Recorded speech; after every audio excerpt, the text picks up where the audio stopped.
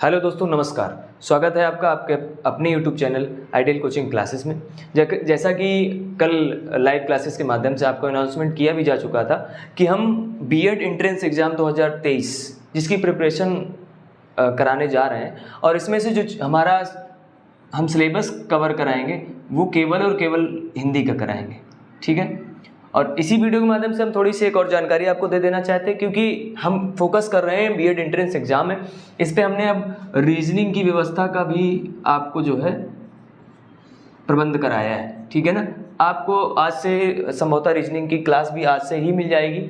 ठीक है, थोड़ा सा लेट लतीफ़ हो जा रहा है तो कोई बात नहीं, वीडियो आपको पर डे मिलेगा, और कल से टाइमिंग भी आपको डिक्लेयर कर दी जाएगी कि कितने बजे हिंदी का लेक्चर आपको मिलेगा, कितने बजे रीजनिंग का मिलेगा, अदर कौन सा सब्जेक्ट आ रहा है। वैसे सारी फैकल्टी लाने का हमारा प्रोसेस चल रहा है, बाकी ध्यान में रखते हुए इन सब चीज़ों को हम आगे बात करेंगे। तो बात ये करते हैं कि हिंदी, सबसे पहली बात कि हिंदी जो है हम कल बात कर चुके थे कितने नंबर के कितने क्वेश्चंस आते हैं और कितने नंबर का आता है। तो इसके लिए हमने बताया था कि 50 क्वेश्चंस आते हैं हिंदी में। ठीक है, जो कि होते हैं हमारे 100 मार्क्स, 100 नंबर का। ठीक है ना, 100 नंबर का पेपर पूरा टोटल हमारा होता है हिंदी का। 50 क्वेश्चन होते हैं, एक क्वेश्चन 2 नंबर का आता है। तो क्वेश्चन तो महत्वपूर्ण ही होते हैं, क्योंकि अगर बीएड एंट्रेंस एग्जाम में अच्छी रैंक लानी है, हमें गवर्नमेंट स्कूल चाहिए, गवर्नमेंट विद्यालय चाहिए, तो उसके लिए हमको अच्छी प्रिपरेशन करनी होगी। ठीक है, तो हम बात आज करेंगे लेक्चर फर्स्ट। ठीक है, लेक्चर फर्स्ट की आज बात करेंगे, जिसमें कि हमारा चैप्टर नंबर भी फर्स्ट होगा। चैप्टर नंबर फर्स्ट होगा क्योंकि शुरुआत आज से होने जा रही है। ठीक है, चैप्टर जो फर्स्ट है वो हमारा है भाषा और व्याकरण। भाषा और व्याकरण।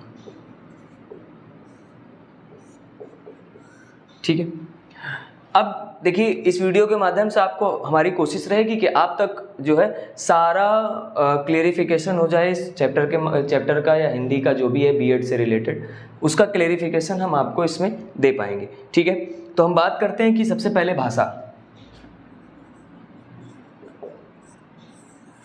आप लोग स्क्रीनशॉट जहां जरूरत समझें स्क्रीनशॉट ले सकते हैं। ठीक है, भाषा क्या होता है? भाषा जो है वो उसको हम मानते हैं विचारों के आदान प्रदान का माध्यम। ठीक है, मतलब अगर हमें किसी तक अपनी बात पहुंचानी है, किसी व्यक्ति तक अपनी बात पहुंचानी है, और हम उस बात को पहुंचाने के लिए जिसका प्रयोग करते हैं वही कहलाती है भाषा। ठीक है ना, अगर हम बात करें कि हम अपने कोई भी अपनी बात, कोई भी अपने विचार अगर किसी को हम अपने सामने प्रकट कर रहे हैं, तो जो माध्यम का कार्य करती है वही क्या कहलाती है भैया? भाषा कहलाती है। ठीक है, भाषा जो बनी है वो भास धातु से बनी है। भाषा किस धातु से बनी है? तो भास धातु से। ठीक है, भाषा क्या होती है? भाषा विचारों के आदान प्रदान का माध्यम जो होता है भाषा कहलाता है। और भाषा बनी किस धातु से है? तो वो भास धातु से भाषा बनी है। ठीक है, अगर हम इसी में बात करें कि हम पढ़ क्या रहे हैं? हिंदी पढ़ रहे हैं। ठीक है, हिंदी पढ़ रहे हैं। अब हिंदी अगर बात करें कि हिंदी जो है, हिंदी किस भाषा का शब्द है? हिंदी। अब हिंदी का आप सोच रहे होंगे कि हमने बात करी हिंदी, तो आप कह रहे होंगे कि हिंदी भाषा तो हिंदी का ही शब्द है, लेकिन नहीं, क्योंकि ये जो शब्द दिया है हिंदी जो शब्द है भैया, ये फारसी भाषा का है। फारसी भाषा। ठीक है, फारसी भाषा जैसे आपने देखा होगा कि ये आपका जैसे मैप होता है, थोड़ा सा गंदा बनेगा, देख लीजिएगा। और इस मैप में इधर जो होता है आपका, इधर साइड ये पाकिस्तान, ठीक है, अफगानिस्तान,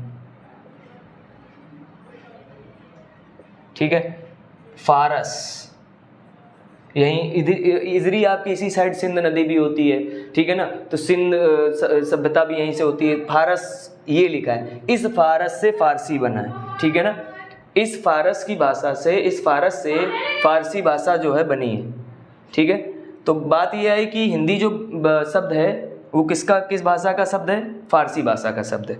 ठीक है, इसमें से आगे देखते हैं। हिंदी जो है किसका, फारसी भाषा का है। भाषा जो है वो भाष धातु से बना है। भाषा कहलाती क्या है, तो भाषा जो है वो विचारों के आदान प्रदान का माध्यम कहलाता है। ठीक है, अब बात आती है कि जैसे भाषा है, एक हमारी भाषा होती है संस्कृत भाषा को हम किस किस नाम से जानते हैं वो भी बात कर लेते हैं। संस्कृत भाषा को हम देव भाषा के नाम से जानते हैं। ठीक है, दूसरा हम इसको वेद भाषा के नाम से भी जानते हैं। ठीक है ना, संस्कृत को हम देव भाषा के नाम से भी जानते हैं, वेद भाषा के नाम से भी जानते हैं, वैदिक भाषा के नाम से भी जानते हैं।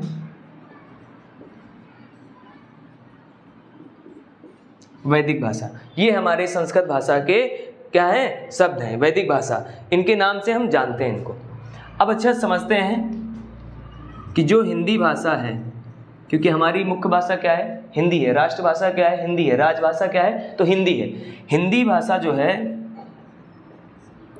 इसका जन्म कब हुआ था, पूछा जाए अगर कि हिंदी भाषा का जन्म कब हुआ था, तो 1000 ईसा पूर्व के आसपास। ठीक है ना, एग्जैक्ट नहीं कह सकते हैं, अनुमान एक है कि हिंदी भाषा का जो जन्म है वो 1000 ईसा पूर्व के आसपास हुआ था। ठीक है, अगर हम आगे बात करें कि जो हिंदी होती है उसको हम किस भाषा में लिखते हैं, किस लिपि में लिखते हैं, तो उसको हम देवनागरी लिपि में लिखते हैं। हिंदी भाषा को किस लिपि में लिखा जाता है, तो भैया देवनागरी लिपि में हिंदी भाषा को लिखा जाता है। ठीक है ना, अब सर्वप्रथम इसका उपयोग कहाँ हुआ था देवनागरी भाषा का, तो गुजरात राज्य में हुआ था। कहाँ हुआ था, गुजरात राज्य में। देवनागरी लिपि का उपयोग सर्वप्रथम कहाँ हुआ था अगर पूछा जाए तो हम कहेंगे कहाँ हुआ था, गुजरात राज्य में हुआ था। ठीक है ना, अब अगर हम बात करें इसी में कि इस देवनागरी लिपि में प्रथम अभिलेख, क्या भैया, प्रथम अभिलेख किसकी बात करें, अगर हम बात करें कि देवनागरी लिपि में प्रथम अभिलेख किसने लिखवाया था, तो हम कहेंगे कि गुजरात, क्योंकि गुजरात में प्रयोग किया गया था, गुजरात राज्य में, तो गुजरात के शासक, किसके, गुजरात के शासक ने। ठीक है ना, गुजरात के शासक ने, वो कौन था, तो हम कहेंगे गुजरात का नरेश भी कह सकते हैं, गुजरात का शासक, नरेश का मतलब राजा होता है। ठीक है ना, तो गुजरात नरेश जो था वो कौन था, जयभट्ट ने। ठीक है, ये थे। हमने कहा कि अगर हम बात करें सबसे पहले कि हिंदी भाषा का जन्म कब हुआ था, तो 1000 ईसा पूर्व के आसपास हम बोलेंगे हिंदी भाषा का जन्म हुआ था। हिंदी लिखी किस भाषा में जाती है, तो लिखी देवनागरी, किस लिपि में लिखी जाती है, तो देवनागरी लिपि में लिखी जाती है। देवनागरी लिपि में प्रथम अभिलेख कब लिखा गया, कहाँ लिखा गया सर्वप्रथम, तो हम कहेंगे सर्वप्रथम गुजरात राज्य में लिखा गया। अभिलेख किसने लिखवाया, तो हम कहेंगे प्रथम अभिलेख गुजरात के शासक या गुजरात नरेश जयभट्ट ने करवाया। ठीक है ना, अगली कड़ी में अगर हम बात करें कि भारत में भाषा के कितने रूप विद्यमान है, तो हम बात कहेंगे, क्या कहेंगे, भाषा के 3 रूप विद्यमान है। ठीक है ना, कौन कौन से, पहला है क्षेत्रीय बोलियां, ठीक है ना, दूसरा है परिनिष्ठित भाषा और तीसरा है राष्ट्रभाषा। क्षेत्रीय बोलियां क्या होती हैं, जो हमारे समाज में, जो हमारे क्षेत्र में, जो हमारे घरों में बोली जाती हैं वो बोलियां कहलाती हैं, कौन सी, क्षेत्रीय बोलियां कहलाती हैं। ठीक है ना, जो लोकल में बोली जाती है, अगर हम एक हिसाब से बात करें तो लोकल की बोलियां, लोकल का मतलब जो हमारे समाज में बोली जाती हूँ, जो हमारे आसपास बोली जाती हूँ। ठीक है, अगर हम इसी में बात करें जो हमारे घरों में बोली जाती हैं वो बोलियां कौन सी कहलाती हैं, वो कहलाती हैं क्षेत्रीय बोलियां। ठीक है ना, कौन कौन सी, तो जो हमारे आसपास के क्षेत्र में समाज में बोली जाती हैं, जो हमारे घरों में बोली जाती हैं बोलियां, वो कहलाती हैं क्षेत्रीय बोलियां। ठीक है ना, ये आज जो है अगर हम बात करें तो क्षेत्रीय बोलियां हैं कितनी, तो 436 से अधिक हैं। कितनी हैं, 436 से अधिक।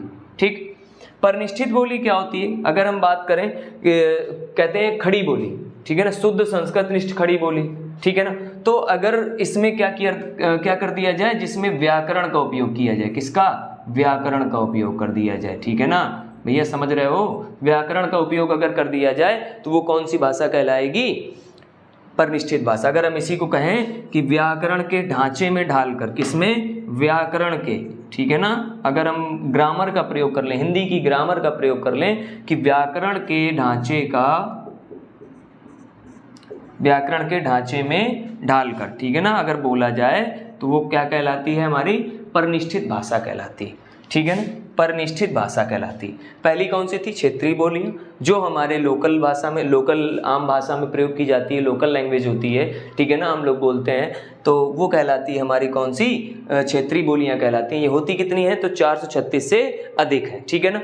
अब दूसरी कौन सी है, तो परिनिष्ठित भाषा है दूसरी। मतलब क्या है कि इसमें किसका प्रयोग किया जाता है भैया, व्याकरण का उपयोग किया जाता है, और इसको क्या किया जाता है, व्याकरण के ढांचे में ढाल कर बोला जाता है। तीसरी आती है राष्ट्रभाषा। राष्ट्रभाषा का मतलब होता है, राष्ट्रभाषा का तात्पर्य उस शब्द से है जिसको बहुसंख्यक समाज बोलता है। क्या बोलता है, बहुसंख्यक समाज बोलता है। पहला पॉइंट तो हम इसको ये कह सकते हैं। दूसरा हम ये कह सकते हैं कि जो राजनीतिक भाषा होती है, राजनीतिक, सामाजिक,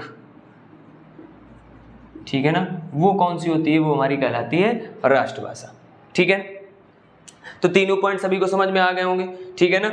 अब अगर हम बात करें कि अपनी राष्ट्रभाषा कौन सी है, अपनी राष्ट्रभाषा, तो हम कहेंगे कि हिंदी जो है वो अपनी राष्ट्रभाषा है, ठीक है ना, और हिंदी को ही हम राजभाषा भी कहते हैं। और राष्ट्रभाषा और राजभाषा की अगर बात करी जाए तो वो कौन है, हिंदी, ठीक है।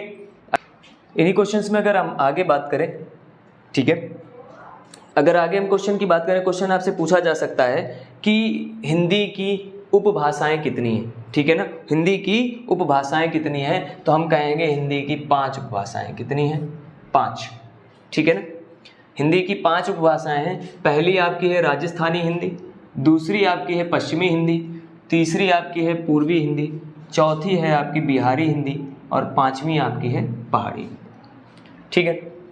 राजस्थानी हिंदी में कौन कौन सी बोलियां बोली जाती हैं, अगर उनकी बात करें तो देखिए कौन कौन सी बोली जाती है। राजस्थानी भाषा बोली जाती है, राजस्थानी बोली बोली जाती है, मारवाड़ी बोली बोली जाती है, और सिंधी बोली जाती है, ठीक है। अगर हम इसी में बात करें कि कौन कौन से प्रदेश में ये बोली जाती है, ठीक है ना, या कहाँ कहाँ ये राजस्थानी हिंदी जो है, या ये बोलियाँ जो हैं, राजस्थानी बोलियाँ, राजस्थानी बोली, मारवाड़ी बोली, सिंधी बोली, ठीक है ना, इसके अंतर्गत किसके अंतर्गत आती है, राजस्थानी हिंदी के अंतर्गत। राजस्थानी हिंदी के अंतर्गत ये बोलियां आती हैं। ये बोलियां कहाँ कहाँ बोली जाती हैं, तो हम कहेंगे राजस्थान, सिंध और मालवा, ठीक है ना, कहाँ कहाँ, राजस्थान, सिंध और मालवा। इसी तरीके से अगर हम बात करें कि पश्चिमी हिंदी, तो पश्चिमी हिंदी के अंतर्गत जो बोलियां हैं वो है ब्रजभाषा, खड़ी बोली, हरियाणवी, कौरवी, बुंदेली और कन्नौजी, ठीक है ना। अब ये कहाँ कहाँ बोली जाती हैं, तो हरियाणा, फिर उत्तरी मध्य प्रदेश, पश्चिमी उत्तर प्रदेश और दिल्ली, ठीक है। अगर हम बात करें कि पूर्वी हिंदी, तो पूर्वी हिंदी में अवधी, बघेली, छत्तीसगढ़ी कहाँ कहाँ बोली जाती हैं, तो मध्य प्रदेश, ठीक है ना, सॉरी, मध्य पूर्वी, उत्तर प्रदेश, पूर्वी मध्य प्रदेश और छत्तीसगढ़। चौथी आपकी है बिहारी हिंदी। बिहारी हिंदी की अगर बात करें तो भोजपुरी, मगही और मैथिली।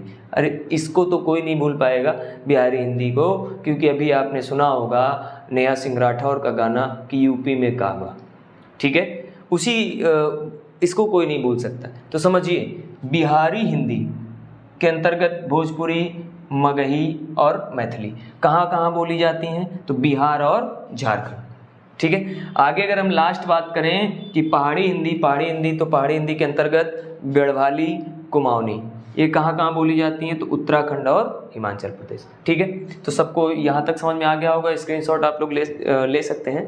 इसी के आगे देखते हैं थोड़ा, क्योंकि जो चैप्टर था हमारा वो हम बात कर रहे थे भाषा और व्याकरण पर, तो भाषा पर तो हमने काफ़ी सारी चर्चाएँ कर ली, ठीक है, और अब बात आएगी व्याकरण पर। ये समझ लीजिए इससे ज़्यादा डेप्थ में नहीं जाना है, इससे ज़्यादा पढ़ने की कोई ज़रूरत नहीं, क्योंकि बीएड एंट्रेंस एग्ज़ाम है, ठीक है ना, तो इसके अलावा और ज़्यादा कुछ पूछा भी नहीं जाएगा, ये भी आप समझ लीजिए। तो अगर हम अब बात करें आगे व्याकरण की, तो व्याकरण क्या होता है, व्याकरण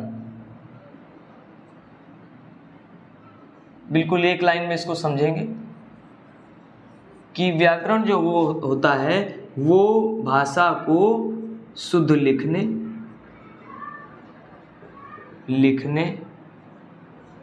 पढ़ने और समझने, लिखने पढ़ने और समझने का ज्ञान प्रदान करती है, ठीक है ना, का ज्ञान प्रदान करती है, वो व्याकरण कहलाती है। व्याकरण क्या है? तो जो भाषा को शुद्ध लिखने पढ़ने और समझने का ज्ञान प्रदान करती है, क्या कहलाती है भैया? भाषा कहलाती है। अब थोड़ी सी चर्चाएं कर लेते हैं क्वेश्चंस की, क्वेश्चन किस प्रकार से आपको पूछे जाएंगे, ठीक है। तो हम क्वेश्चन बताते चल रहे हैं, आपको ध्यान से सुनिए कि आपसे क्वेश्चन पूछेगा कि खड़ी बोली को मानक, खड़ी बोली को किस रूप में स्वीकार किया गया, ठीक है ना।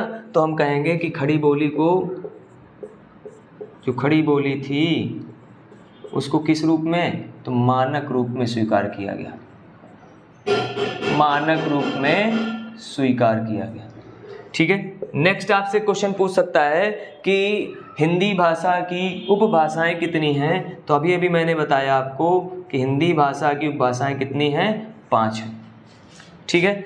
अगला आपसे क्वेश्चन पूछ सकता है कि राजभाषा या राष्ट्रभाषा, ठीक है ना, राजभाषा या राष्ट्रभाषा आयोग का गठन, ठीक है ना, राजभाषा आयोग का गठन कब हुआ, ठीक है ना। तो हम कहेंगे राजभाषा आयोग का गठन 1955 ईस्वी में हुआ, 1955 ईस्वी में हुआ, ठीक है ना। और किसने किया? तो हम पहले बात करेंगे इसमें 1955 ईस्वी में हुआ, और अनुच्छेद, किस अनुच्छेद के तहत हुआ अगर हम बात करें तो सबसे पहले चीज़ इसमें क्या पूछेगी कि राजभाषा आयोग का गठन कब हुआ? तो 1955 ईस्वी में हुआ। किस अनुच्छेद के तहत हुआ?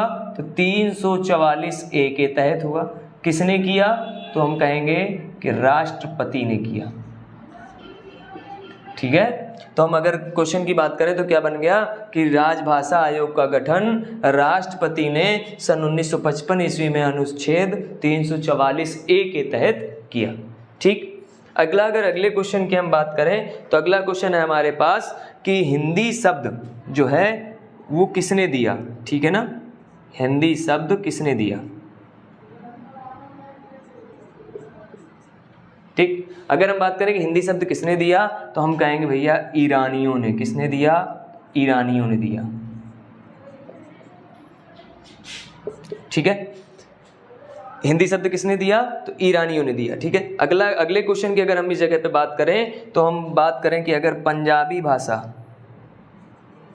क्वेश्चन आपसे पूछा जाएगा कि पंजाबी भाषा की लिपि कौन सी है, तो हम कहेंगे भैया गुरुमुखी। क्या है? गुरुमुखी, ठीक है। नेक्स्ट पॉइंट पे अगर हम बात करें, यहीं पे थोड़ा सा देख लेते हैं, ठीक है। कौन क्या था? पंजाबी भाषा की लिपि कौन सी है? तो है गुरुमुखी है, ठीक है ना। जो हिंदी भाषा है, हिंदी भाषा, वो अनुच्छेद 343 के तहत क्या कहलाई? राष्ट्रभाषा कहलाई, ठीक है। आप लोग कॉपी पेन में अगर डायरेक्ट लिखेंगे तो लिख लेंगे, क्योंकि मैं पूरा सेंटेंस आपको बोल रहा हूँ। अगर नहीं लिख रहा हूँ तो थोड़ा सा समय, आपके ही समय के बचाव के लिए नहीं लिख रहा हूँ, ठीक है ना। समय लगेगा, 5 मिनट लिखने में लगेगा, वीडियो लंबा बनेगा, देखने में बोरियत महसूस होगी, इसलिए हम उसको शॉर्ट फॉर्म में बोल पूरा दे रहा हूँ, लिख शॉर्ट में रहा हूँ, ठीक है। तो अगर हम बात करें कि हिंदी जो है वो कब राष्ट्रभाषा कहलाई, किसके तहत कहलाई, किस अनुच्छेद के तहत कहलाई, तो हम कहेंगे कि अनुच्छेद 343 के तहत कहलाई, ठीक है ना। अब एक और हमारे पास लास्ट क्वेश्चन आता है कि हिंदी को राष्ट्रभाषा या राजभाषा कब घोषित किया गया। राष्ट्रभाषा या राजभाषा कब घोषित किया गया, तो हम कहेंगे 14 सितंबर 1949, ठीक है। कब? तो 14 सितंबर 1949 में, ठीक है। इसी को हम राष्ट्रीय हिंदी दिवस के रूप में भी मनाते हैं, याद कर लीजिएगा, राष्ट्रीय हिंदी दिवस के रूप में भी मनाते हैं। कब? किसको? तो 14, नीचे ना दिख रहा हो ऊपर लिख दे रहा हूँ, 14 सितंबर 1949 को इसको राष्ट्रभाषा घोषित किया गया, और इसी को हम राष्ट्रीय हिंदी दिवस के रूप में भी मनाते हैं। ठीक है, 14 सितंबर ध्यान रखिएगा। क्वेश्चन क्या क्या थे? क्वेश्चन थे खड़ी बोली को किस रूप में स्वीकार किया गया, तो हम कहेंगे खड़ी बोली को मानक रूप में स्वीकार किया गया। हिंदी भाषा की कितनी उपभाषाएं हैं, तो 5 उपभाषाएं हैं। अगर हम बात करें कि भाषा या राष्ट्रभाषा आयोग का गठन कब हुआ, तो हम कहेंगे 1955 ईस्वी में हुआ। किस अनुच्छेद के तहत हुआ, तो हम कहेंगे अनुच्छेद 344 ए के तहत हुआ। किसने किया, तो राष्ट्रपति ने किया। अगर हम बात करें कि हिंदी जो शब्द है वो किसने दिया, तो हम कहेंगे ईरानियों ने दिया। ठीक है ना।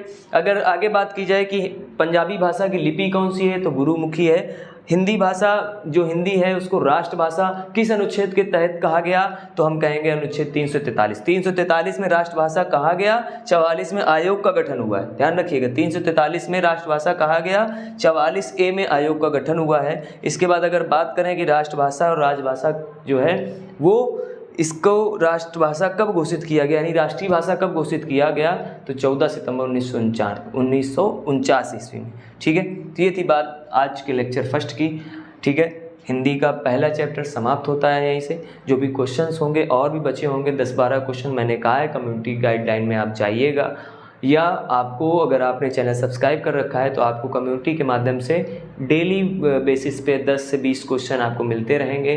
कमेंट पे आपको उसका आंसर छिपा मिलेगा, आप उस पर जो है आप जब आंसर देंगे आपको पता चलेगा कौन सा सही है कौन सा गलत है। ठीक है, संडे को मॉक टेस्ट की व्यवस्था जारी रहेगी। ये समझ लीजिए कि मॉक टेस्ट में मैंने 20 क्वेश्चन बोले हैं जो कि लाइव के माध्यम से कराए जाएंगे। उन 20 क्वेश्चंस को मैं अपडेट करूंगा किस तरीके से क्वेश्चंस आएंगे। ठीक है, तो चलिए मिलते हैं अगली वीडियो में। तब तक के लिए ख्याल रखिए अपना, स्वस्थ रहिए, मस्त रहिए, अच्छे कामों में व्यस्त रहिए। धन्यवाद। जय हिंद, जय भारत।